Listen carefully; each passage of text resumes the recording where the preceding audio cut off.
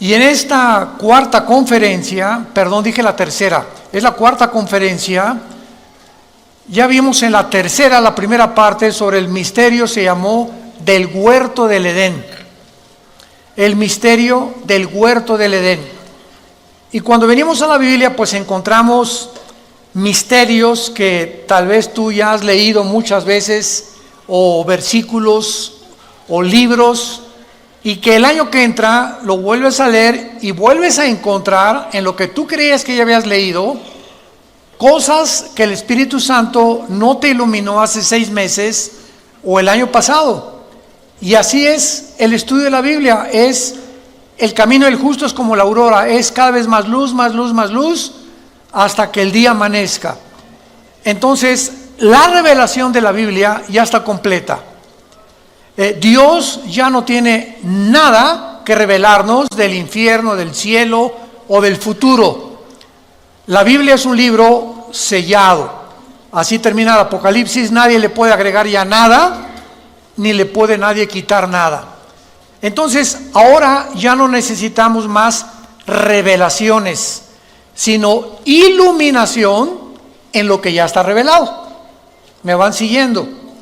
Entonces necesitamos luz, que el Espíritu Santo es la oración que hacía a la iglesia de Éfeso el apóstol Pablo, alumbrando los ojos de vuestro entendimiento, para que sepáis la esperanza a la que Dios nos ha llamado, y cuáles las riquezas de Dios para sus santos, y la supereminente grandeza de su poder, el cual resucitó a Jesucristo entre los muertos.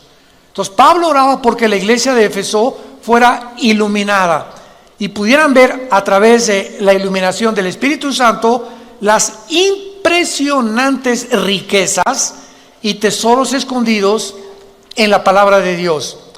Por ejemplo, en el versículo 8, para repetir la última conferencia y puedan ustedes entrar en materia, porque ahorita vamos a terminar el misterio del huerto del Edén. En Génesis 2:8 dice la Biblia que Dios plantó un huerto en Edén, y el huerto no es el Edén. El Edén es la zona geográfica. El Edén no sabemos cuántos millas o kilómetros cuadrados tenía, pero dentro de toda esa área que se llamaba el Edén, Dios plantó un huerto ahí, un huerto en el Edén. Dice la Biblia, y puso allí al hombre que había formado. O sea, Dios no formó al hombre en el huerto del Edén, lo formó en el Edén. Y de ahí dice, lo puso. ¿Ya lo se fijaron? No te habías fijado, ¿verdad? Ni yo tampoco. Hasta que comenzamos ya de veras a profundizar. Dios pone, que crea al varón en el occidente del Edén. Y el huerto se encontraba en el oriente del Edén. Entonces Dios nos revela la zona geográfica donde puso y colocó al hombre, para que en ese círculo, no sé si era bastante grande el huerto, era el lugar donde el hombre iba a pasar la prueba. Ahora bien, la palabra Edén significa tierra de riego en el hebreo, a los que les interese apuntarlo, tierra de riego, y así lo confirma Génesis 13, versículo 10, que era como huerto de riego. Y la palabra huerto es la palabra hebrea gan, con G de gárgara, A de Armando, N de nana. Gan, así como suena. Y se tradujo jardín o se tradujo huerto. Entonces muchas versiones de la Biblia mencionan el jardín del Edén o el huerto del Edén. Son palabras sinónimas. Y en último lugar vimos también en la última conferencia que había 4 ríos que salían del Edén y que regaban la tierra. Y de estos 4 ríos, geográficamente 3 son localizables, como el Nilo, el Tigris y el Éufrates. Que por ejemplo el Éufrates tiene 2.900 kilómetros de largo, y el Éufrates sale desde Turquía y atraviesa casi todo el Medio Oriente y desemboca en el estrecho de Hormuz o en el Golfo Pérsico. Y sabemos en Apocalipsis capítulo 9, versículo 10 en adelante, que ahí en el río Éufrates se encuentra la zona más grande de maldad del mundo entero.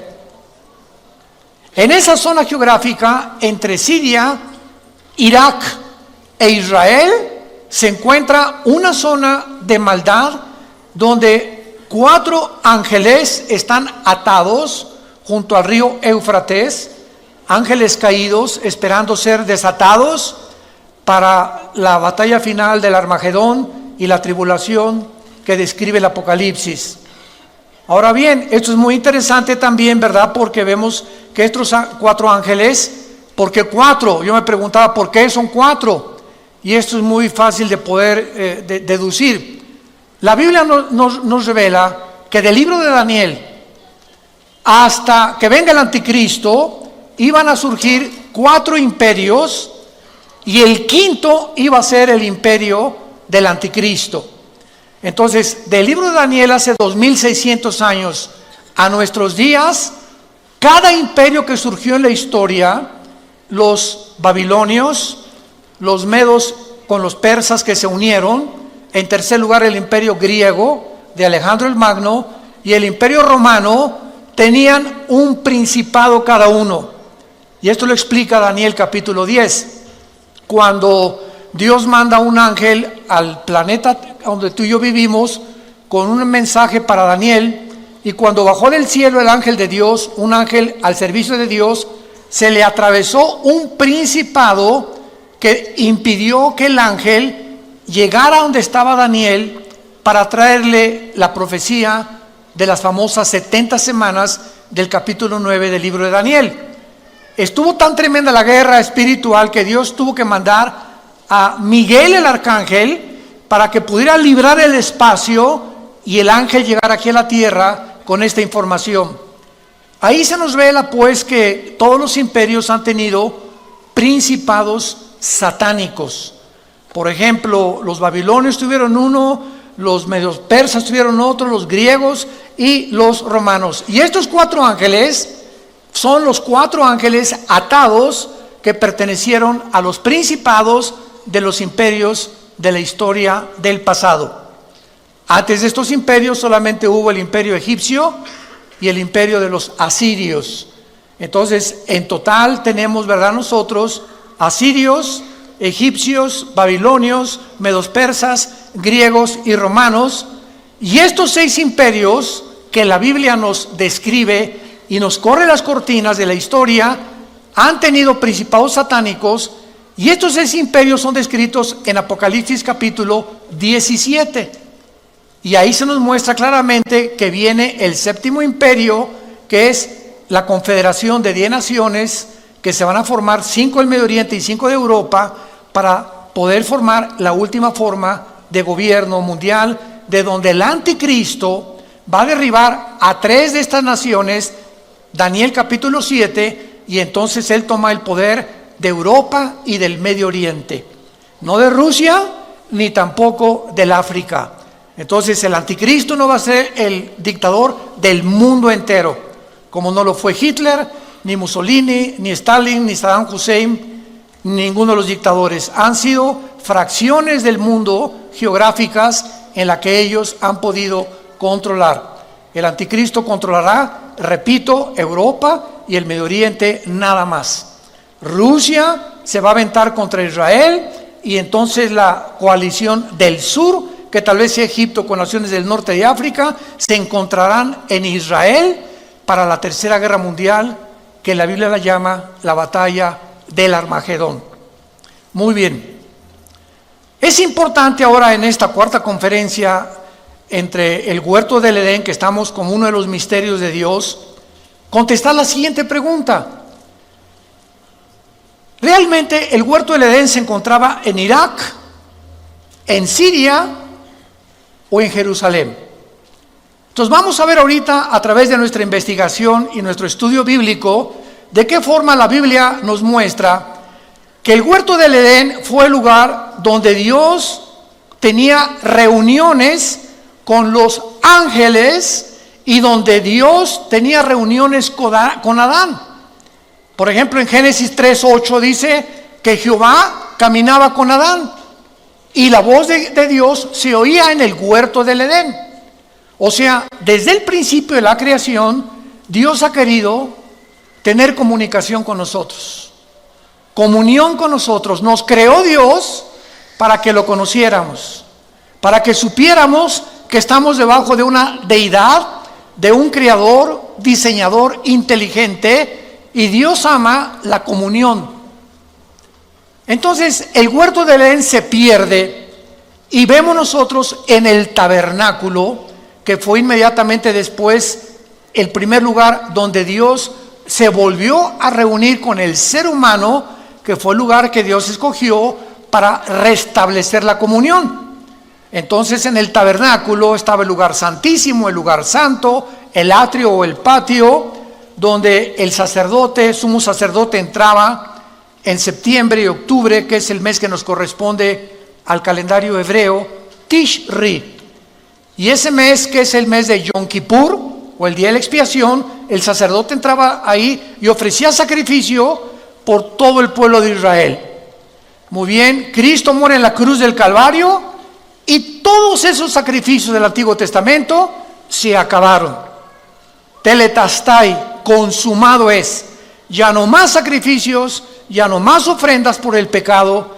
Cristo en la cruz ofrece lo que todo en el Antiguo Testamento eran símbolos, y Él en la cruz muere en nuestro lugar, y Él es el Cordero tipificado en los sacrificios del Antiguo Testamento. Entonces, de Cristo a nuestros días, ya no necesitamos a ningún hombre que interceda por nosotros ante Dios. Ya no hay el patrón de los taxistas, o el patrón de la Virgen de la Macarena, la Virgen del Socorro, etcétera, etcétera, o Santo Tomás, o lo que sea.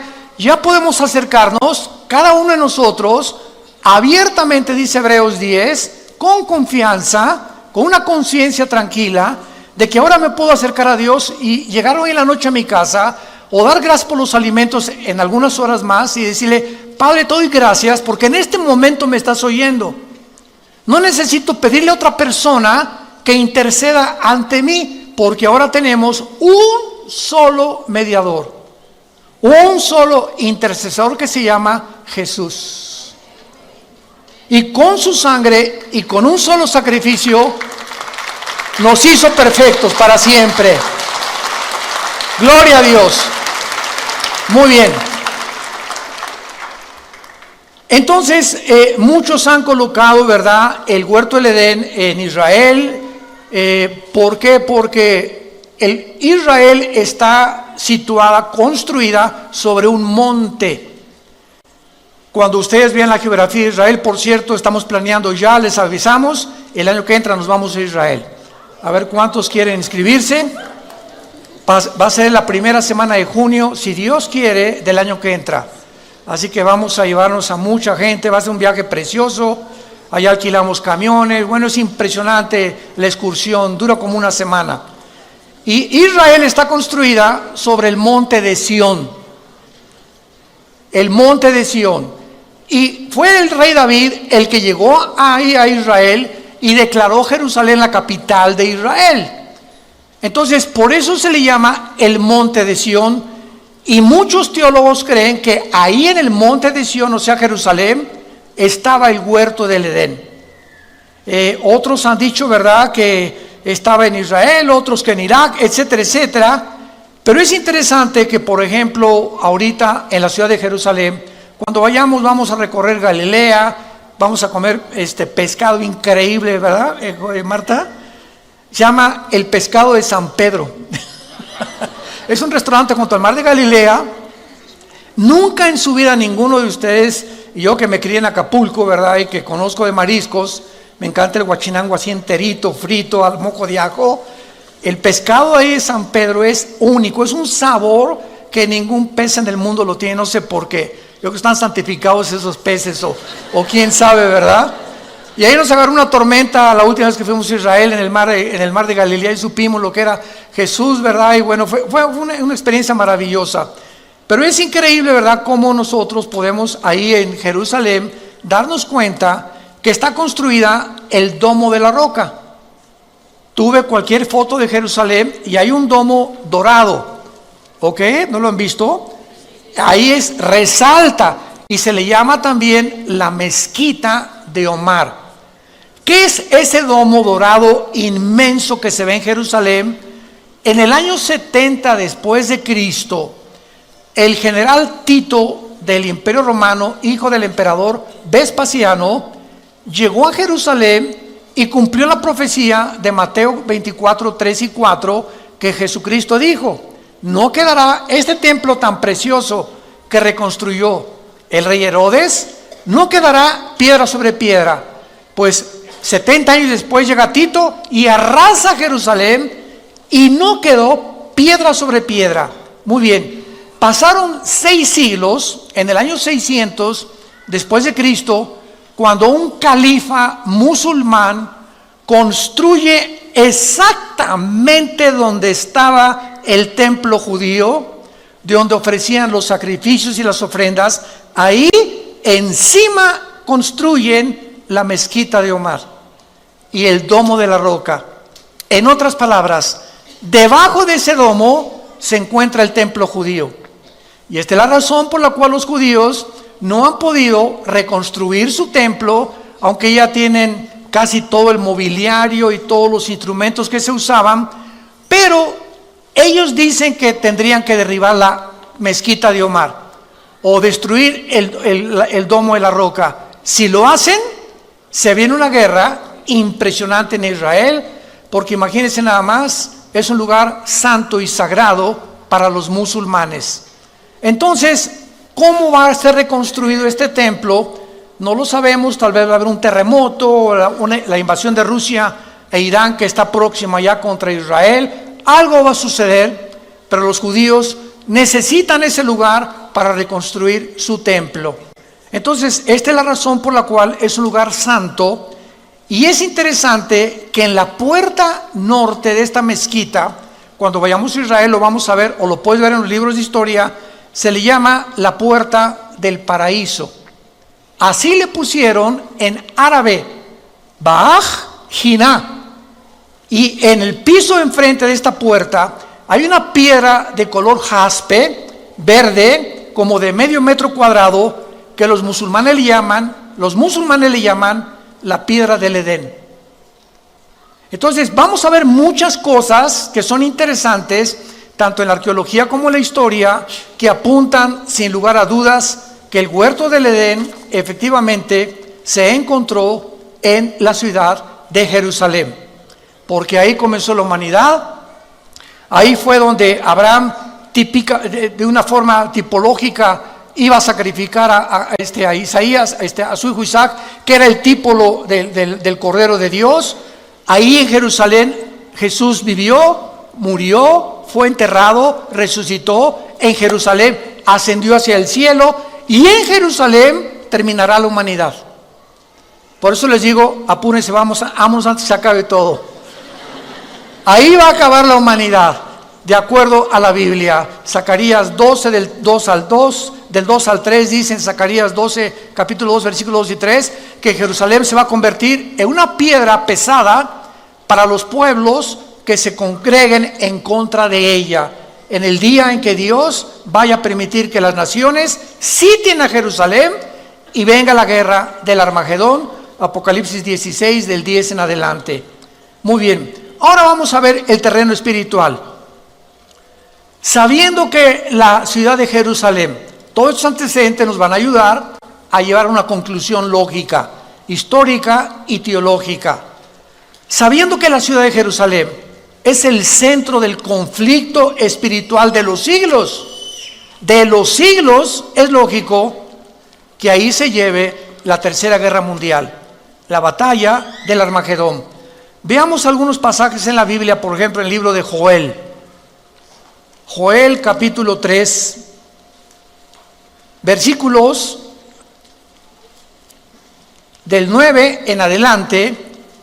Con cuántos detalles se describe la tercera guerra mundial. La buena noticia es que ya no vamos a estar aquí nosotros, eso está garantizado 100%. Y dice así, Joel capítulo 3, versículo 9 en adelante: proclamad esto entre las naciones, proclamad guerra, Despierten a los valientes, acérquense, vengan todos los hombres de guerra. Forjen espadas de vuestros asadones, lanzas de sus hoces, diga el débil, fuerte soy. Júntense y vengan, naciones todas de alrededor, y congréguense, hagan venir allí, oh Jehová, a tus fuertes. Despiértense las naciones y suban al valle de Josafat, porque allí me sentaré para juzgar a las naciones de alrededor. Acuérdense que este juicio está en Mateo 24 y 25, cuando Dios va a separar a los cabritos de las ovejas en su segunda venida al mundo. Ahí se va a sentar en Jerusalén Dios, en el valle del Armagedón o en el valle del Megido, que también se le llama el valle de Josafat. Echad la hoz porque la mies está madura. Vengan, descender porque el lagar está lleno. Rebosen las cubas porque mucha es la maldad de ellos. Muchos pueblos en el valle de la decisión.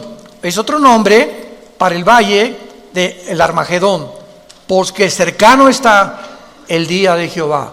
Siempre que vean ustedes en el Antiguo Testamento, siempre, sin excepción, el día de Jehová, el día de la ira de Jehová, son los 7 años de la tribulación.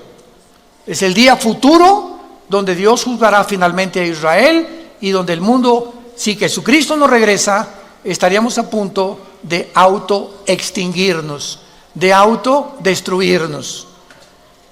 El sol y la luna, versículo 15, se oscurecerán y las estrellas retraerán su resplandor. Y Jehová rugirá desde Sión, o sea, desde Jerusalén, y dará su voz desde Jerusalén. Temblarán los cielos y la tierra, pero Jehová será la esperanza de su pueblo y la fortaleza de los hijos de Israel. Y conocerán que yo soy Jehová, vuestro Dios, que habito en Sión, o sea, en el monte de Sión, que es otro nombre para Jerusalén. Mi santo monte, y Jerusalén será santa, y extraños no pasarán más por ella. Vemos pues claramente el lugar geográfico que Dios ha determinado, donde se van a reunir todas las naciones del mundo. Van a venir los chinos del Medio Oriente, tal vez con Corea del Norte o con Filipinas y Tailandia, naciones del Medio Oriente. Van a venir del sur, con países africanos, tal vez Libia, Sudán, Marruecos, etcétera, etcétera. Europa, el anticristo va alarmado a juntarse ahí también con su ejército, y ahí será el momento en el que Jesucristo descienda antes que nos acabemos todos en la tercera guerra mundial. Y la Biblia profetiza que cuando Jesucristo descienda en la segunda venida, los únicos sobrevivientes en este planeta serán una tercera parte de los humanos. Cuando Jesucristo regrese, solo una tercera parte sobrevivirá a las guerras antes de la tercera guerra mundial. Ahorita la próxima guerra que la Biblia profetiza es Irán atacando a Israel. Qué interesante que ya hace 2-3 semanas hay una tensión tremenda entre Irán y Estados Unidos. El presidente Trump ya les avisó, ¿verdad? No los van a amenazar. El Ayatollah Khomeini Rouhani, el presidente de Irán, acaba de declarar que ellos no van a soportar ni a tolerar más presiones económicas que ya ahorita dictaminó el gobierno norteamericano contra Irán, para poder bajarle 3 rayitas al buque petrolero que en el Golfo Pérsico hace una semana le hicieron un boquete tremendo los iraníes, y que no lo pueden permitir por ser aguas internacionales donde fluye casi el 35% del petróleo al occidente, y Estados Unidos dijo: no lo podemos seguir permitiendo que se apoderen del Golfo Pérsico, porque si lo cierra Irán, que es la frontera con Irán, el Golfo Pérsico, afectan al mundo entero. El petróleo se va a $500 tal vez por barril, viene una economía desastrosa en el mundo, y todo por ese lugar geográfico donde Estados Unidos ya mandó un portaaviones y aviones y barcos de guerra con los nuevos aviones F-35, ya no son los F-21, y donde están tratando de evitar que esta profecía se cumpla pero se va a cumplir de todas maneras, porque de acuerdo a la Biblia, Estados Unidos va a pasar a segundo y tercer plano en su supremacía política, económica y militar. ¿De qué les estoy hablando? De que Estados Unidos va a pasar a segundo o tercer nivel por tres razones. Una, pueden ser por ataques terroristas, que puedan bombardear Washington, que puedan bombardear el Capitolio y que pueda venir una economía desastrosa para Estados Unidos. Número dos, que venga el arrebatamiento de la iglesia. En el arrebatamiento de la iglesia se calcula que el 40% en Norteamérica son cristianos. En Europa el 0.05. Así que cuando venga el rapto de la iglesia, los europeos ni se van a dar color, como dicen los muchachos, ¿verdad? Ni en cuenta, porque pues ya el cristianismo es impresionante. El ateísmo y el racionalismo francés y alemán predomina completamente en Europa desde hace 50 años aproximadamente. Y en tercer lugar, la deuda externa de Estados Unidos alcanza ahorita los 23 trillones de dólares. 23 trillones de dólares. ¿Saben ustedes, para que tengan idea, cuánto es un trillón de dólares? Si tú comienzas a contar un dólar de aquí a 250 años, no alcanzas a contar un trillón de dólares. Para que lo compares con lo que tienes en el cochinito en tu casa, en nuestra alcancía. Entonces, Estados Unidos no puede permanecer. Ahora bien, en el momento en que algo sucede en Estados Unidos, en esta época que estamos viendo, no sabemos cuándo, en ese momento Rusia aparece en las profecías de la Biblia con China y con Irán. Ezequiel capítulo 38 del 1 al 6. Irán aparece con el nombre en la Biblia de Persia. Y Persia se le cambió el nombre a Irán en 1935, a la República Islámica de Irán. Entonces vemos nosotros que cuando venimos a la Biblia, no es un libro de leyendas, como dice la gente, ni Aladino en el País de las Maravillas. La Biblia está respaldada por la arqueología, por la paleontología, por la antropología, por la química, por la genética, por la biología, por la física, por cualquier disciplina que tú me quieras mencionar y cualquier persona que se atreva. Es un libro hecho por hombres y está lleno de contradicciones. Siempre la pregunta es, ¿ya lo leíste? Cabeza ¿de qué le decimos? Para no decir ya nada, ¿verdad? De aguacate me dijeron. Bueno, por favor, entonces estamos en un mundo donde la gente está comenzando a hablar cosas sin sentido y donde los medios de comunicación están propagando cosas espantosas.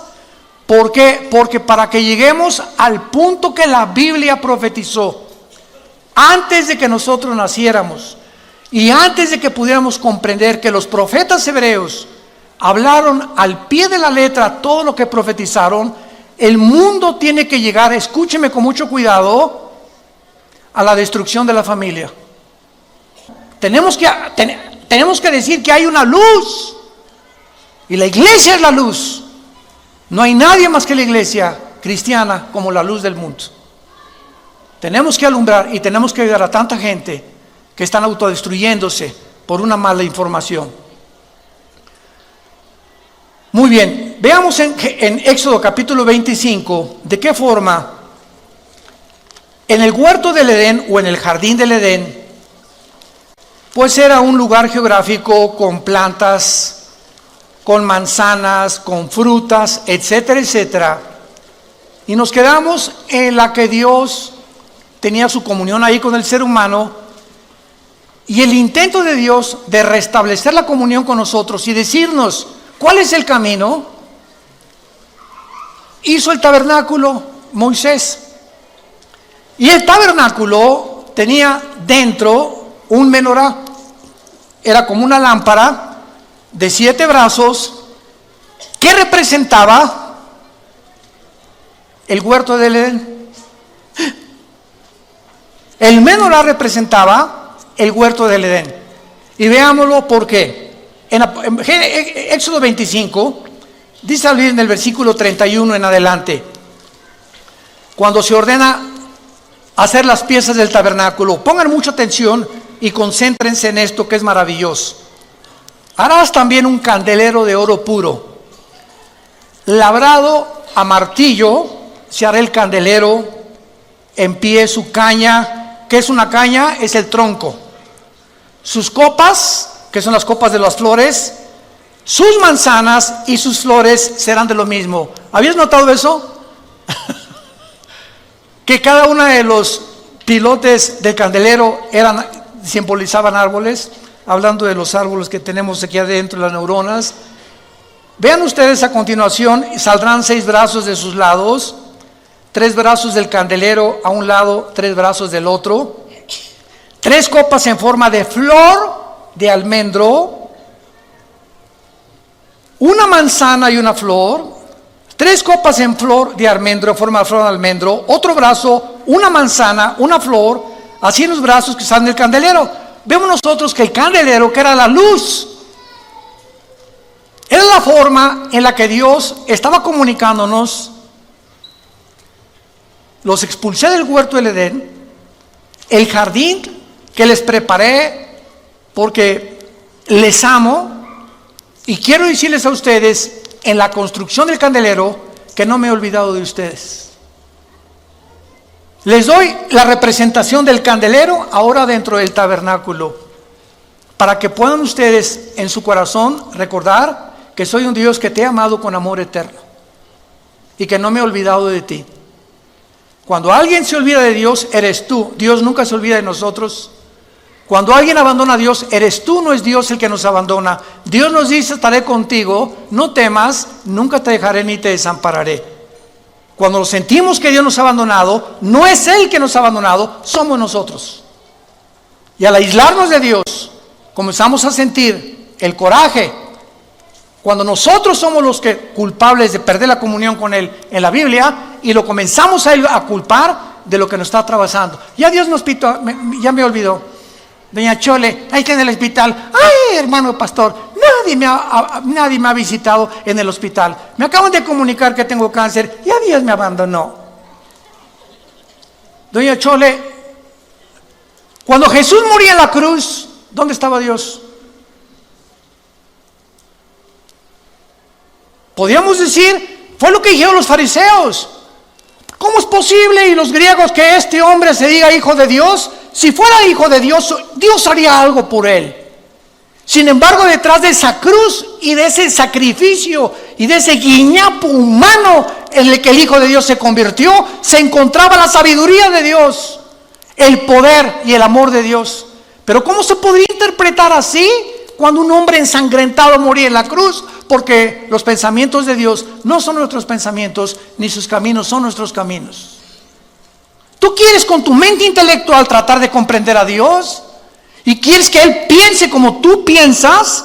Es que si yo fuera Dios no haría esto. Y si yo permitiera a Dios, yo pensaría de otra manera. Claro que sí, cerebro de caracol y de chapulín. Esa es la soberbia intelectual que nos hace bajar a Dios y colocarlo en el banquillo de los acusados y convertirnos en abogados acusadores, en fiscales de Dios. Ahora tú contéstame, Dios, ¿por qué hiciste esto? ¿Por qué hiciste aquello? Cerebro de aguacate. Esta es la razón por la cual Jesús, cuando bajó al mundo, dijo que la característica y la virtud más grande para un ser humano conocer a Dios se llama la humildad. La humildad. Y la humildad no es, hermanito, ¿cómo está? Y andar con guarachitos y eso de que los pobres son humildes. ¿De dónde sacaron eso? Eso no es bíblico. La persona humilde, de acuerdo a la Biblia, es la persona que reconoce su incapacidad de gobernar su vida, ni su matrimonio, ni sus hijos, ni su negocio, que tiene necesidad de alguien más, que lo saque del hoyo donde nos encontrábamos muchos de nosotros, de las tinieblas que cubrían nuestra mente hace muchos años para muchos de nosotros, que venga un Rey de luz y que nos muestre que existe otro mundo y que hay esperanza y que podemos vivir mejor, y ese reconocimiento se llama humildad. Porque hasta que tú no reconoces una entidad espiritual superior a ti, nunca conocerás la verdad. Te vas a meter en una cárcel intelectual donde yo soy escéptico, agnóstico, o ateo, o humanista, o materialista, o darwinianista, o evolucionista, y ahí te encierras. Y jamás saldrás de esa prisión, porque Jesús vino a abrirnos las puertas de la prisión, a darle libertad a los cautivos, vista a los ciegos, dirección y camino a los humildes de corazón. Vemos nosotros pues aquí en esta descripción maravillosa de Éxodo 25, en el versículo 34, y en la caña central del candelero 4 copas en forma de flor de almendro. Otra vez flores, manzanas y flores. Habrá una manzana debajo de los brazos del mismo, etcétera, etcétera. Y en todo esto, ¿qué se está simbolizando? Un jardín. ¿Qué jardín? El jardín del Edén. El paraíso donde Dios colocó a la primer pareja de seres humanos para probarlos y para mostrarnos que aun cuando quedamos mal con Él y le hemos rechazado y hemos querido hacer nuestras propias leyes y nuestro propio código de conducta y de moral, Dios se acuerda de nosotros. Muchos de ustedes que nos oyen por la televisión y los medios masivos de comunicación, o los que han venido aquí en asistencia, no has venido por coincidencia. Quiero decírtelo de una vez. Tú no has venido aquí a escuchar a un hombre, has venido a escuchar lo que la Biblia dice acerca de tu vida, de mi vida y del futuro. Y has venido a escuchar dónde se encuentra la medicina para que salgas del hoyo donde te encuentras. Hace muchos años dicen que un hombre se encontraba en un pozo. Y pasó un hombre y le dijo: ahí te va estas reglas de ética, léelas. Y luego pasó otro hombre y le dijo, le sobó la cabecita y le dijo: te deseo lo mejor, que salgas pronto. Y pasó un tercer hombre y le dio la mano y lo sacó del pozo. El primer hombre fue Confucio, el segundo hombre fue Buda y el tercer hombre fue Jesús. De todos los líderes religiosos que ha habido en el pasado, Él es el único que nos vino a sacar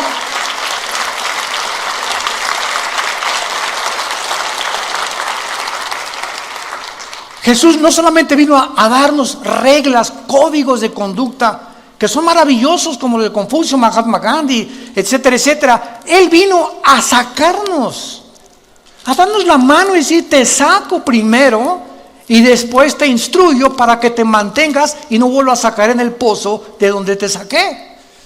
Esa es la diferencia entre las religiones y el cristianismo. Las religiones son códigos: y haz esto, y no fumes, y no tomes café, y camina miércoles de ceniza, peregrinaciones, ritos, ceremonias, liturgias. Y Jesús es la gracia que se nos da, que no la merecemos, para vivir para Él sin que hayamos hecho nunca nada bueno. Esa es la gracia. Cuando le preguntaron a un hombre de Dios que diera una palabra para definir el cristianismo, una palabra que no se encontrara en ninguna de las otras religiones, él contestó: la palabra es gracia. ¿Sabían eso?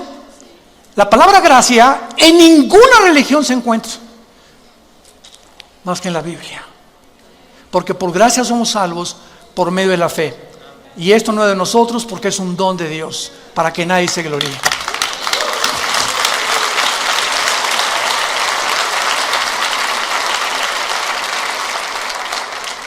Ahora, veamos la supremacía de Jerusalén en la Biblia también y a través de la historia, y pensemos seriamente en esto. ¿Por qué Dios declara en la Biblia a Jerusalén el centro de las naciones? En otras palabras, la Biblia declara el ombligo de las naciones a Jerusalén, así como el lugar donde Dios dijo que su nombre no iba a estar en Metepec, sino en Jerusalén. Su nombre ahora está en nosotros, los que seguimos a Jesús. Pero geográficamente, la Biblia, vayamos rápidamente a Ezequiel capítulo 5, versículo 5, y vean esta maravillosa revelación que Dios deja en la Biblia, escrita acerca de la importancia de Jerusalén en medio de todas las naciones de la tierra. Dice Ezequiel 5, versículo 5. Así ha dicho Jehová, el Señor, esta es Jerusalén, y la puse en medio de las naciones alrededor de ella. Por favor, apunten la palabra en medio en el hebreo, que es la palabra tawech. T de tío, A de Armando, W, E de Enrique, CH, tawech, que significa ombligo en el hebreo. Ahí claramente Dios nos muestra que Jerusalén es el ombligo o el centro de todo lo que Él ha hecho a través de toda la historia. Y además, vayamos rápidamente al libro de Apocalipsis, al final de la Biblia, en el capítulo 22, nos revela, al acabar la Biblia, un huerto del Edén establecido al final de los tiempos otra vez. En otras palabras, lo que el hombre fracasó al principio de la humanidad en el libro del Génesis, la Biblia termina todos nosotros regresando con nuestra Eva y ustedes con su Adán. ¿Arroz? A ver si es cierto, dicen algunos, ¿no? Y mi esposa ya no estará tan gordita como usted, hermano. Y se parecerá a Rambo, mi esposo, en aquel tiempo. Miren, todas estas cosas, ni te preocupes cómo se van a parecer, porque si en el momento en que nosotros estemos viviendo en el milenio, en el nuevo jardín del Edén, que es el reino milenial de Jesucristo, es en lo menos en lo que te vas a ver. Ya no vamos a ser tantos atraídos por el físico, sino por la espiritualidad en la que podemos vernos a nosotros, no como objetos sexuales o como objetos que anhelamos o como pasiones, sino algo mucho más profundo que es la atracción espiritual. Ahorita, ¿qué es lo que predomina en el mundo? Las pasiones sexuales. Y todo el relajo que estamos viendo y toda la confusión que hay en el mundo son solamente seres humanos, hombres y mujeres, donde le han abierto la jaula a su vida interior, han dejado que el león que traemos, el monstruo que traemos, salga de nosotros y lo único que veamos es sexo. Sexo, es nada más sexo. Ya no importa tener hijos, ¿verdad? No me importa no tener hijos, sino simplemente es que es el nuevo amor. Cuando ni siquiera la palabra amor se puede definir por los seres humanos. Porque en 1 de Juan capítulo 4 dice la Biblia que Dios es amor. Pero ese amor de Dios no es el amor eros, no es el amor fileos, es el amor ágape, que es el amor incondicional, sacrificial, que respeta nuestro género. Qué tremenda, qué cosa más tremenda, ¿no? Y ya no oímos en la televisión, pues es que nos amamos, no saben ni lo que es, no saben lo que estás diciendo. Definen por favor el amor. Pues la atracción se parece a Travolta, yo me parezco a otro artista de televisión, ¿verdad? Y pues somos atraídos o mujeres. Entonces es la confusión que vivimos, porque ya no sabemos ni qué estamos por lo que siendo atraídos, ni por qué a fuerza interior nos está robando nuestra identidad, porque vivimos en ese mundo de confusión. Y veamos nosotros al final de la historia, en el capítulo 22 del Apocalipsis, versículo 1 al 3, ¿cómo termina la Biblia?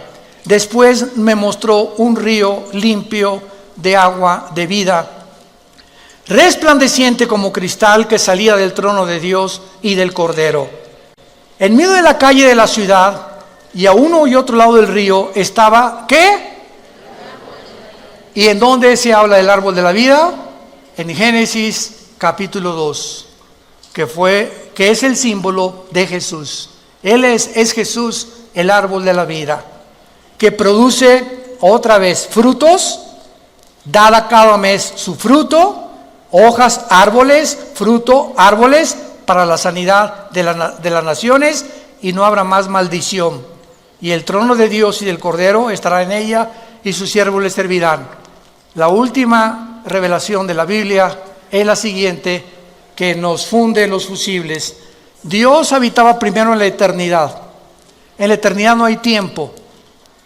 La eternidad, cuando Einstein postuló el tiempo como una forma de la cuarta dimensión, vemos nosotros que el tiempo tuvo un inicio. Génesis 1, la materia y el espacio tuvieron un inicio físicamente, cuantitativamente y cuánticamente, y vemos nosotros que ese espacio, materia y tiempo donde nosotros vivimos ahorita se va a terminar. Y cuando Dios creó el tiempo, la materia y el espacio, Él vivía en la eternidad, hizo un tercer cielo para Él habitar ahí. 2 Corintios capítulo 12 del 1 al 3, hizo un segundo cielo, que es el segundo cósmico que vemos. Hizo el primer cielo, donde tú y yo habitamos, que es de la atmósfera hacia abajo. Y la revelación que la Biblia nos da es la siguiente: Dios habitaba en la eternidad, después bajó a un tercer cielo, y en el milenio Dios va a bajar de su tercer cielo, donde está su trono, y su trono ahora va a estar en la ciudad de Jerusalén. Ahí va a estar Dios gobernando el nuevo universo y los nuevos cielos y las nuevas tierras que va a crear desde este insignificante, pequeñísimo planeta Tierra donde tú y yo vivimos. El creador de los cielos y la tierra bajará y se sentará y tendremos acceso a Él, como ahorita lo tenemos a través de la oración en el Espíritu, y físicamente nosotros seremos enviados. No sé cuántas galaxias o cuántos mundos va Dios mandar, pero somos nosotros la insignificante iglesia, que somos menores que los ángeles ahorita en sabiduría y en poder, que nosotros vamos a ser puestos arriba de los ángeles. Nosotros vamos a juzgar a los ángeles, y los ángeles quedarán ayudándonos como siervos de nosotros, la iglesia. Esta es la posición y es la esperanza y el futuro que Dios nos promete en su palabra. Para que no pierdas la esperanza a la que fuimos llamados hasta el final de tu vida. Tu fe y mi fe no es en vano. No es en vano haber confiado en el Hijo de Dios, en el único que nos ha dicho: yo soy el camino, la verdad y la vida. Síguelo hasta el final de tu vida. No desmayes, no te desanimes. Levanta tus alas como las águilas, porque Él te dará nuevas fuerzas. Y si tú has venido en este momento desanimado, desilusionado de tantas cosas, el mundo, en el basurero que nos rodea, porque el mundo está oliendo ya a putrefacción, ya por todos huele a putrefacción, ya amenazas de guerra en la economía, moral, degeneración, perversiones. Esto se va a acabar pronto. Él viene por nosotros, y en ese día sabrás que valió la pena confiar en el Hijo de Dios. No quisieran muchos de ustedes venir en esta mañana a la cruz de Jesucristo. Te damos gracias, Señor, en esta mañana por tu palabra, porque nos manda, Señor, que podamos nosotros en nuestro entendimiento fijarlo ya claramente y esperar por completo en la gracia que se nos traerá cuando Jesucristo sea manifestado. Aquel varón que bajó del cielo a este mundo, que fue crucificado, muerto, enterrado y resucitado a los 3 días, vive y quiere entrar a tu vida en esta mañana, en la que Él, a través de la Biblia, te menciona que te ama, que no quiere tu condenación, que puede transformar tus pensamientos y te puede devolver tu identidad, que muchos han perdido, porque es el propósito satánico robarnos nuestra identidad. Oh Dios, gracias por haber bajado a tendernos la mano y a morir por nosotros en una cruz. Y si alguna persona quiere en este momento recibir a Jesucristo como su Señor y Salvador, para que Él entre a tu vida y te ilumine y amplíe tu comprensión del mundo invisible espiritual que nos rodea, y no camines ya en tanta confusión, en tantas opiniones de hombres como tú y como yo, que no tienen la verdad, ni tampoco la medicina, solo la tiene el Hijo de Dios, porque su sangre nos limpia de todo pecado. Y si tus pecados hoy fueran como el carbón, y tú me digas, he abortado 8 niños, he matado 50 personas, convertí mi género en otro género, estoy negando mi sexualidad, no importa lo que tú hayas hecho, en la sangre de Cristo verás el milagro de ser transformado en una nueva criatura. Y las cosas viejas quedarán atrás y descubrirás que Él vive por los siglos de los siglos, en quien oramos y te damos las gracias. Amén, Señor. Vida Nueva para el Mundo se sostiene y propaga el mensaje de salvación de Jesucristo gracias a Dios y a tus donativos. Llevemos juntos el Evangelio de Jesucristo al mundo entero.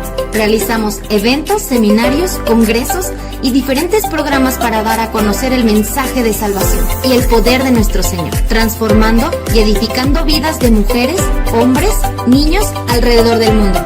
¿Qué pasa cuando decides hacer tu donativo? Aunque no puedas llevar la palabra personalmente a todo el mundo, de esta forma lo estás haciendo. Con tus donativos o aportaciones, estás sembrando y formando parte de lo que Dios está haciendo en su obra. Estás ayudando a traer luz a la oscuridad, paz al conflicto y esperanza a los que no tienen ninguna.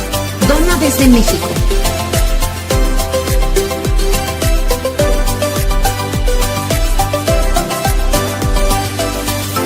Dona desde Estados Unidos.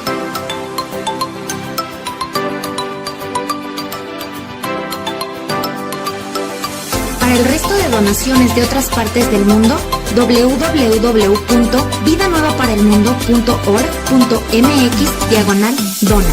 Estamos cumpliendo la gran comisión. Por tanto, vayan y hagan discípulos a todas las naciones, bautizándolos en el nombre del Padre, del Hijo y del Espíritu Santo, enseñándoles que guarden todas las cosas que les he mandado. Y he aquí que yo estoy con ustedes todos los días hasta el fin del mundo.